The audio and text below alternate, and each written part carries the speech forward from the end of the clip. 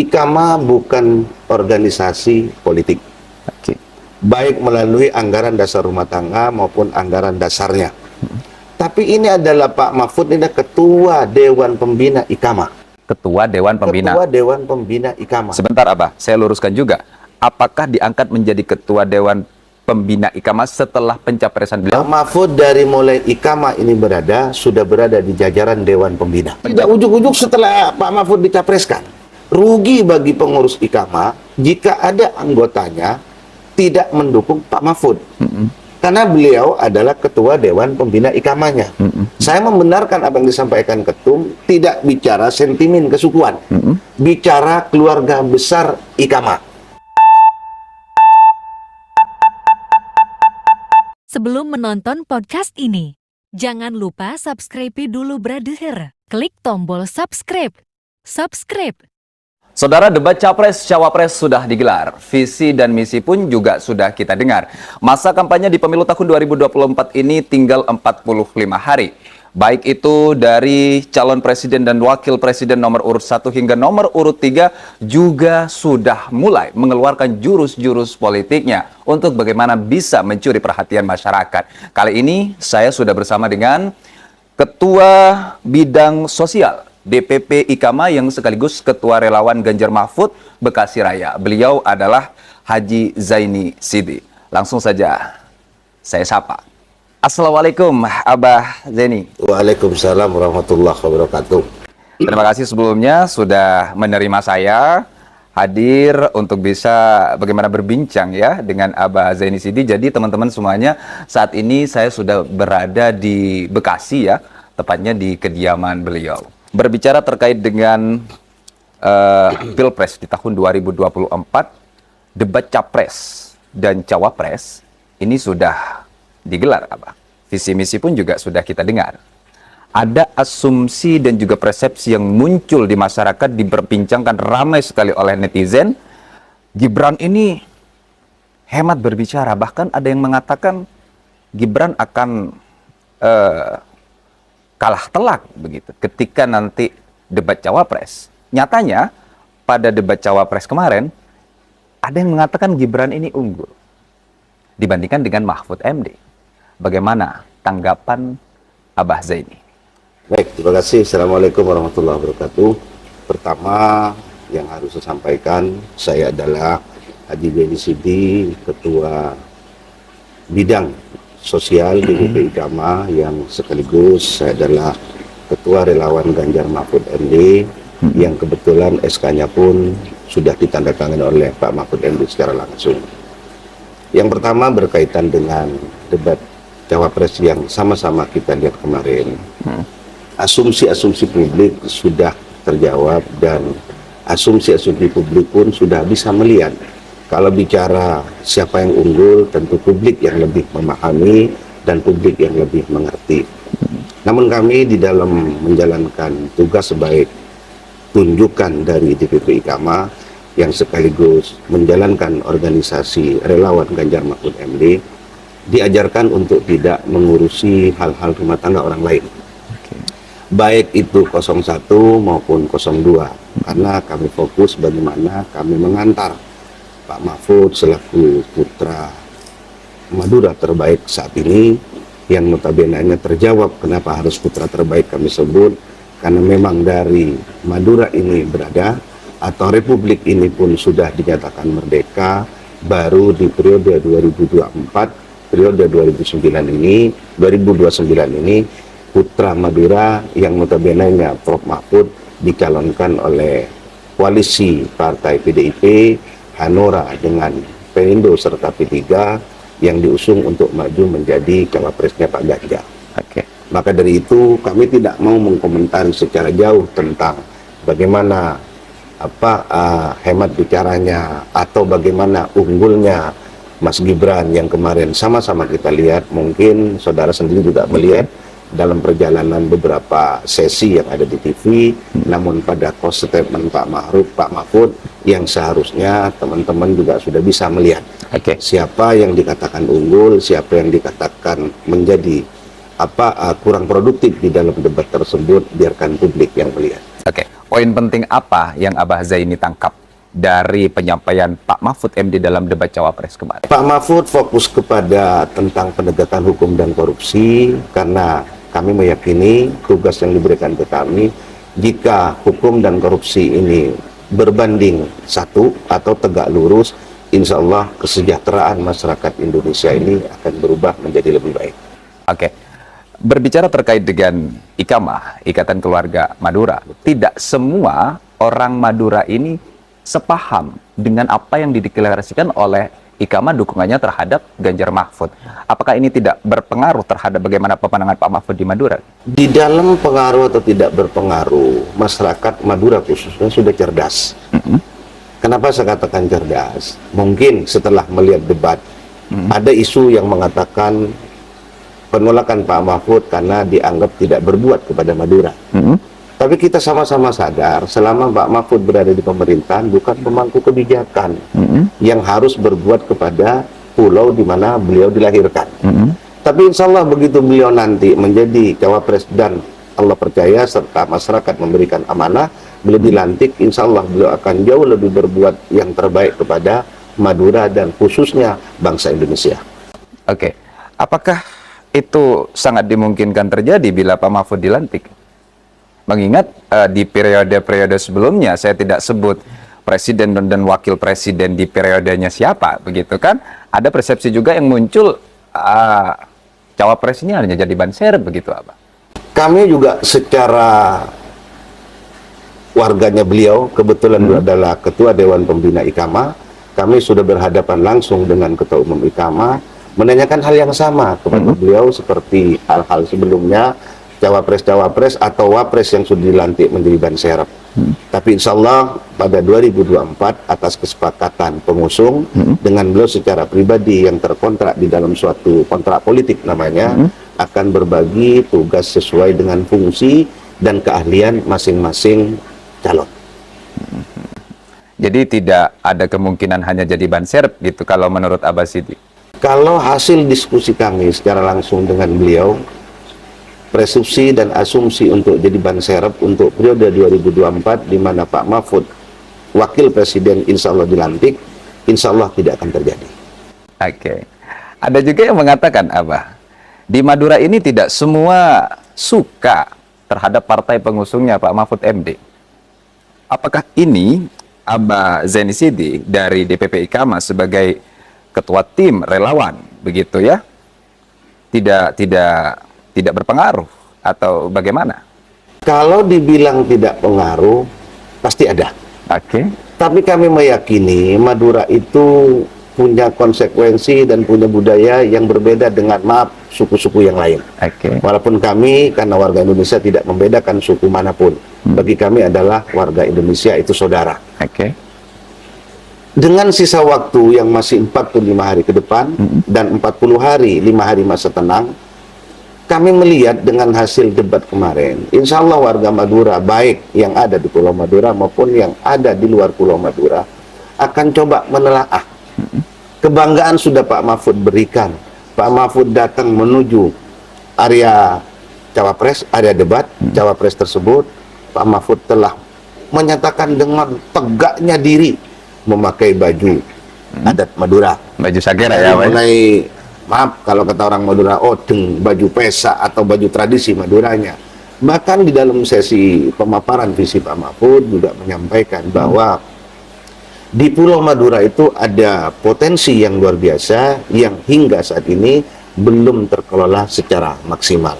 Maka dari itu kami meyakini setelah beliau debat dan memaparkan visinya, insya Allah di dalam waktu 40 hari ke depan situasi itu akan berubah sehingga kami tidak pernah ragu, kami tidak pernah gentar dengan situasi yang ada.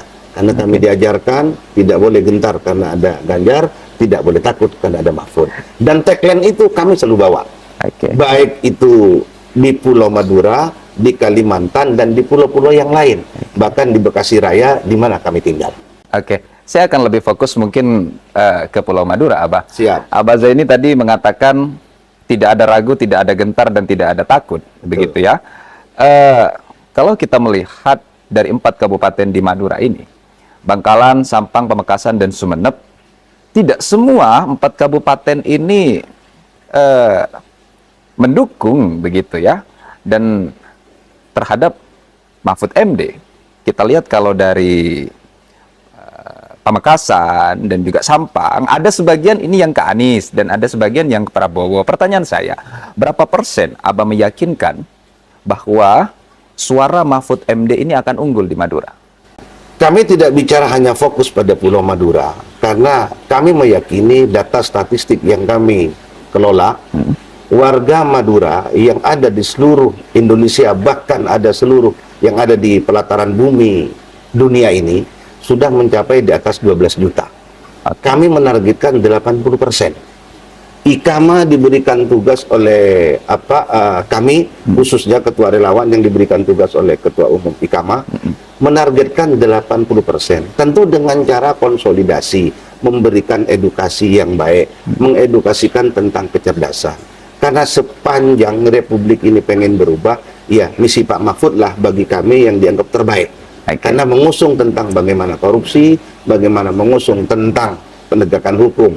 Saya sangat luar biasa statement beliau, pernah beliau bilang, hukum tidak boleh tajam ke bawah, juga hukum tidak boleh tajam ke atas. Kenapa? Karena di tengah-tengah ada ruang celah untuk korupsi. Sehingga orang pada main di garis tengah. Maka Pak Mahfud mengatakan hukum itu dari bawah harus linear ke atas, atau dari atas penggal sampai ke bawah. Nah, dasar itu kami melihat, apalagi generasi-generasi muda yang sudah bisa melihat tentang bagaimana Indonesia ke depan, apalagi target sama-sama sudah menjadi suatu program negara bahwa tahun 2045 Indonesia menuju Indonesia emas. Maka insya Allah di bawah kepemimpinan Pak Mahfud secara estafet 2024 sampai ke 2029, apa yang diinginkan negara juga apa yang diinginkan masyarakat Madura insya Allah akan tercapai. Oke, baik. Sedikit saya ingin minta tanggapan dari Abah Zaini Sidi ya. Beberapa bulan yang lalu Ketua Umum IKAMA, Abah juga pernah menyatakan di podcast ini sebelumnya, siapapun anggota IKAMA, bukan orang Madura, betul, anggota IKAMA yang tidak mendukung Mahfud MD, silakan keluar dari IKAMA. Pertanyaan saya, hal ini memicu kontroversi di media sosial, di TikTok dan juga di YouTube saya. Urusan Pilpres ini bukan soal urusan sentimen kesukuan, tapi urusan kebebasan berorganisasi dan memilih pemimpin. Bagaimana Abah Zaini menanggapi hal ini? Kami juga sudah melihat baik di media sosial, TikTok maupun yang lainnya, hal apa yang disampaikan Ketua Umum IKAMA. Kami coba meluruskan. Memang IKAMA bukan organisasi politik. Baik melalui anggaran dasar rumah tangga maupun anggaran dasarnya. Tapi ini adalah Pak Mahfud, ini adalah Ketua Dewan Pembina IKAMA. Ketua Dewan Pembina. Ketua Dewan Pembina IKAMA. Sebentar Abah, saya luruskan juga. Apakah diangkat menjadi Ketua Dewan Pembina IKAMA setelah pencapresan beliau? Pak Mahfud dari mulai IKAMA ini sudah berada di jajaran Dewan Pembina. Berada mulai tahun berapa? Dari mulai IKAMA dibentuk. Kebetulan kami bergabung dengan IKAMA baru jalan 5 tahun. Jadi Pak Mahfud adalah ketua Dewan Pembina IKAMA. Jadi tidak ujuk-ujuk setelah Pak Mahfud dicapreskan. Jadi secara organisasi IKAMA ini dipaksa untuk berpolitik, mengantar ketua Dewan Pembinanya untuk menuju wakil presiden. Rugi bagi pengurus IKAMA jika ada anggotanya tidak mendukung Pak Mahfud. Karena beliau adalah Ketua Dewan Pembina IKAMA-nya. Saya membenarkan apa yang disampaikan Ketum, tidak bicara sentimen kesukuan, bicara keluarga besar IKAMA. Jadi bagi kami ya, karena kami juga Ketua Bidang Sosial yang selalu menangani hal-hal yang berbau tentang bencana alam, tentang salah satunya erupsi kemarin Semeru yang kami tugaskan oleh DPP. Kami selalu menyampaikan kepada warga IKAMA, terlepas di luar warga IKAMA, yaitu pilihan. Itu pilihan. Jadi kalau ada yang tersinggung dengan pernyataan Ketum, atas nama beliau kami minta maaf. Yang disampaikan Ketum adalah menghimbau kepada keluarga besar IKAMA. Dan kami sadar, tidak semua orang sepulau Madura itu menyukai Pak Mahfud. Sejarah sudah terbukti mencatat dari kami belum lahir. Kita punya Nabi lahir di Mekah, tidak diakui di Mekah, malah populernya di Madinah. Oke. Tapi kami berharap setelah debat Cawapres kemarin, visi dan misi apa yang disampaikan Pak Mahfud, apalagi dengan gagahnya, beliau memakai lambang kemaduraannya. Kami berharap kalau kemarin tidak suka Pak Mahfud, paling tidak melalui podcast ini kami mengajak untuk bangga bahwa salah satu putra Madura yang terbaik sudah resmi dicalonkan menjadi calon wakil presiden 2024-2029. Urusan memilih silakan nuraninya. Tapi paling tidak kami mengajak untuk bangga.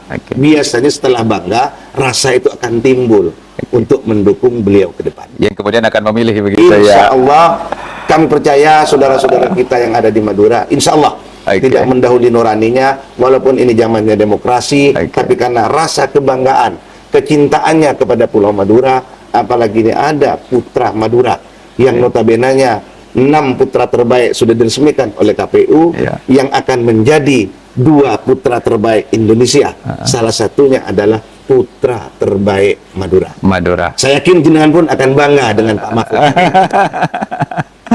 Oke. Jadi soal pilihan itu adalah soal nurani. Nurani. Kalau boleh saya tanya, Pak Zaini, berbicara soal hukum, ya, sunnah, wajib, makruh, dan yang lain sebagainya, memilih Mahfud MD ini masuk ke bagian hukum mana? Disunahkan atau diwajibkan? Bicara sunnah, wajib, atau yang lain. Yang jelas pada prinsipnya negara kita ini 5 tahun sekali ada namanya pesta demokrasi untuk memilih pemimpin. Rugi bagi masyarakat manapun, apalagi Madura, yang tidak datang ke TPS, tidak memilih pemimpinnya. Rugi, karena negara ini di tangan pemilih. Untuk menentukan pemilih yang baik atau yang tidak baik adalah masyarakatnya.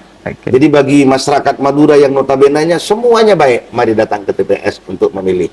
Syukur-syukur yang dipilih adalah saudara kita, Mahfud MD. Oke, baik.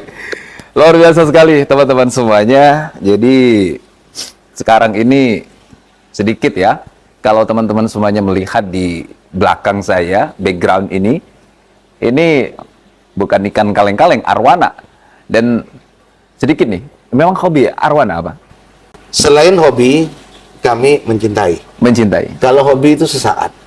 Kami pelihara arwana sudah cukup lama. Kalau dihitung sudah puluhan tahun. Bahkan umurnya pun kami sudah ada yang paham. Ada yang sudah 13 tahun, bahkan sudah ada yang 16 tahun. Kami lebih dari 300 ekor yang kami rapikan menjadi suatu kecintaan kami obat lelah. Sisi lain kami pun bergerak sebagai relawan seperti arwana. Tidak berhenti. Bergerak dari kanan ke kiri. Tapi kalau arwana akan dibatasi karena ini kolamnya terbatas. Kalau lepas kan akan jatuh dia. Kami diajarkan untuk bergerak mengantar Pak Mahfud duduk sebagai calon wakil presiden ini untuk bergerak dan selalu konsolidasi, menyampaikan apa yang menjadi keahlian beliau. Jadi insya Allah di tangan beliau Indonesia ini akan berubah menjadi lebih maju. Jadi karakter arwana ini tidak pernah berhenti, Abah? Tidak pernah berhenti. Terus bergerak walaupun pelan begitu ya? Walaupun pelan.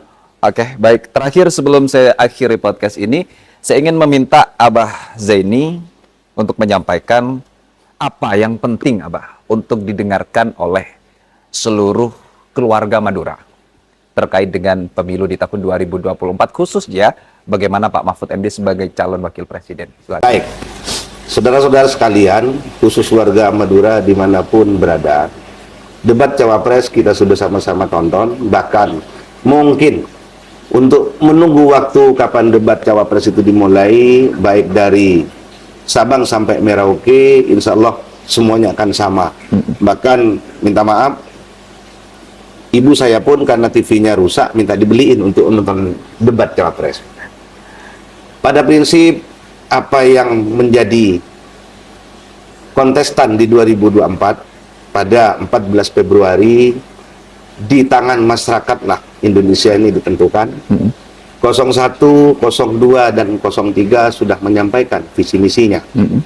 Kami selaku putra Madura yang dilahirkan di Pulau Madura, kami cukup disajikan dengan suatu kebanggaan. Kebetulan kami juga adalah ketua relawan, juga ketua DPP IKAMA bidang sosial. Sangat bangga dengan Pak Mahfud yang notabenenya telah mewakili tontonan yang luar biasa untuk kita lihat selama hampir 1,5 jam, di mana Pak Mahfud adalah benar-benar mewakili putra Madura, berpakaian adat Madura, tidak ada yang tidak lengkap dari bawah sampai ke atas, sehingga beliau itulah adalah representatif putra Madura asli. Dengan bangganya ditonton lebih dari 200 juta penduduk Indonesia, bahwa Madura itu ada. Madura itu bisa tampil secara nasional. Bahkan di dalam visi-visi beliau, di mana yang dieluk-elukan oleh para senior kita, intelektual kita yang di atas, yang jauh-jauh hari, bahkan kami telah mengikuti 3 kali sidang di MK tentang bagaimana Madura pengen jadi provinsi, karena kurang syaratnya harus 5 kabupaten kota. Pak Mahfud telah menyampaikan, telah memberi suatu harapan kepada 2 generasi saya ke bawah. Kami adalah bagian pengantar dari perjuangan yang hari ini para senior-senior kita untuk memajukan Madura. Ada potensi alam di Pulau Madura yang tidak tergali dengan maksimal. Semoga dengan Pak Mahfud dilantik jadi wakil presiden, sehingga kekayaan alam di Pulau Madura bisa tergali dengan maksimal, dan sehingga Madura bisa menjadi provinsi. Sedikit potensi alam yang luar biasa. Kalau potensi provinsi, apakah sangat dimungkinkan? Sangat dimungkinkan, karena negara juga konsen dengan pemecahan sepanjang aturannya terpenuhi. Dan harapan itu ada di Pak Mahfud begitu ya? Harapan itu selain juga ada di Pak Mahfud, karena ini yang terdekat adalah Pak Mahfud calon wakil presiden, kami beserta para senior tidak henti-henti untuk memperjuangkan itu. Baik, luar biasa sekali. Dan kalau provinsi itu dapat tercipta, Provinsi Madura, hal besar apa yang akan terjadi untuk orang-orang Madura? Tentu kajian-kajiannya sudah ada. Secara detail nanti bisa disampaikan, mungkin dari podcast berikutnya. Jika diperlukan detail, kami bisa siapkan datanya. Yang jelas, orang-orang Madura akan lebih sejahtera begitu ya? Kami juga menginginkan ekonomi tumbuh di Madura itu cukup besar. Sehingga tentang PAD itu jauh lebih meningkat daripada yang ada. Baik, luar biasa sekali. Baik. Terima kasih Abah Zaini Sidi sudah meluangkan waktu ya untuk dapat menerima saya. Alhamdulillah teman-teman semuanya, saya diterima dengan baik di sini. Mulai dari tadi pagi beliau meluangkan waktu untuk bisa saya wawancarai, karena begini Abah, banyak sekali Abah bisa cek sendiri di kolom komentar TikTok dan YouTube saya. Mas Badrus, tolong kalau dimungkinkan bisa ketemu dan wawancara Abah Zaini Sidi. Tolong. Banyak banget di TikTok, Bah. Di YouTube juga banyak komentar itu. Kalau Abah nggak percaya, nanti bisa saya screenshot, saya kirim. Dan alhamdulillah sekarang saya diberikan kesempatan untuk bisa bertemu dengan beliau. Terima kasih, semoga podcast ini bermanfaat ya. Mari bersama-sama kita tentukan pilihan kita untuk bagaimana masa depan Indonesia dan juga masa depan Madura ini lebih baik lagi ke depan. Saya Badrus Bangkit, pamit undur diri. Wassalamualaikum warahmatullahi wabarakatuh.